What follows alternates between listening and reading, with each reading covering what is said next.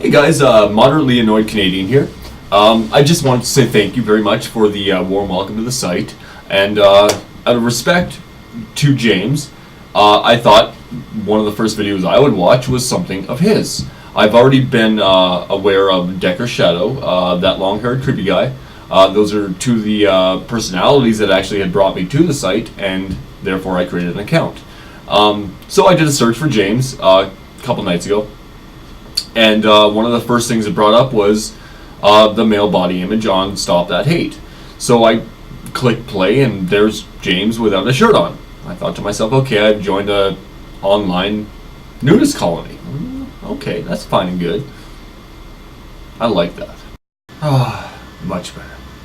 Anyway, I just thought I'd do a bit of a follow-up on the video that I watched for the first time on Manic Expression. With the that long-haired creepy guy and James. It caught my interest right away. Sometimes it's hard to describe the feeling you get from having a different body type, whether you be maybe overweight or, in my case, underweight. And I've always been this way.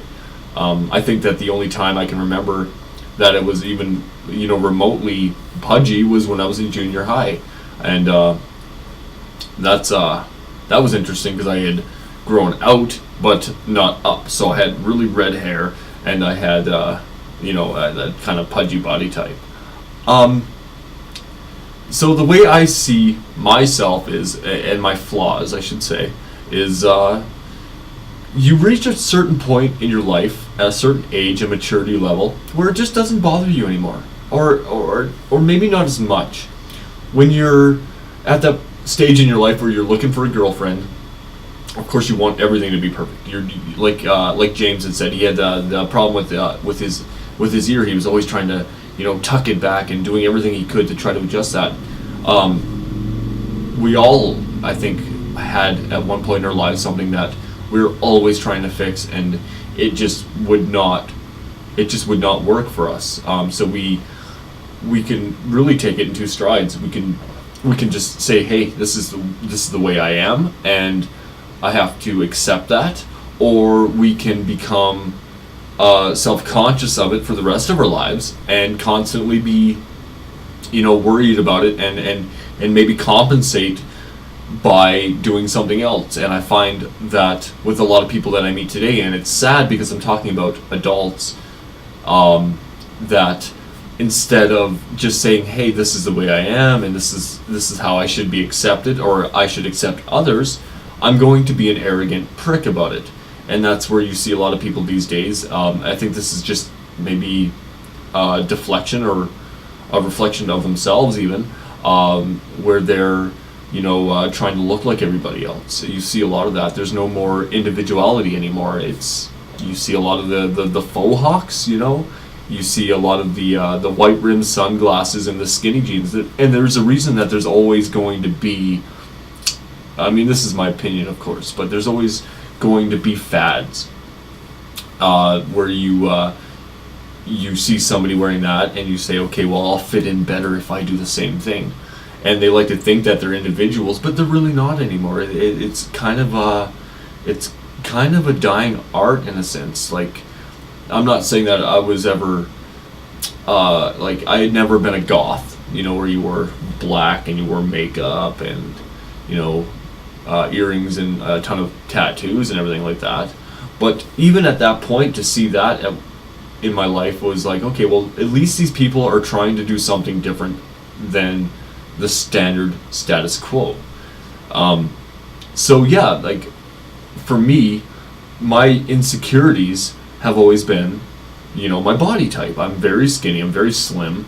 I always have been, and I probably always will be. I thought that maybe at one point in my life when I hit 30, that my metabolism maybe would have slowed down a little bit and I would have started to, put on a little bit of weight. It just never happened. It doesn't matter how much I eat. So yeah, I think that's one of my insecurities, I guess, would be just my body type. I've always been really, really slim, and I guess somebody that may be overweight would feel the same way. Like, I wish I could just lose this weight, or I'm thinking, I wish I could just put on some weight. But I think that acceptance is probably one of the strong points of growing up, and like education, or educating yourself in that, like understanding, hey, this is who I am. You can mask it with other things, like I said, with like skinny jeans, faux hawk, and white rimmed sunglasses, and become a douchebag. You can go to the gym. A lot of people, I found that I remember some of my friends when I was younger, when everybody else had started sprouting up and growing taller. Excuse me.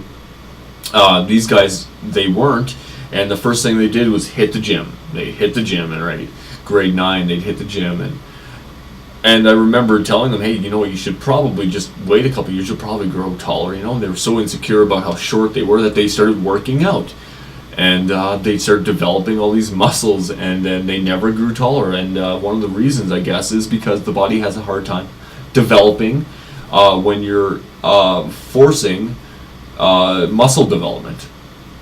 You let it develop naturally, and then as you grow older, you start to work on what you have. So a lot of these guys stayed 5'4", you know, like it bothered them. I don't see why it did, but yeah, I mean, I guess I could go to the gym and develop some muscle, maybe eat more protein shakes. I've kind of gotten to the point where, you know what, I'm cool. I don't even care. But yeah, this is just kind of my response to the video that I was talking about. And my first video on manic expression. So yeah, thank you.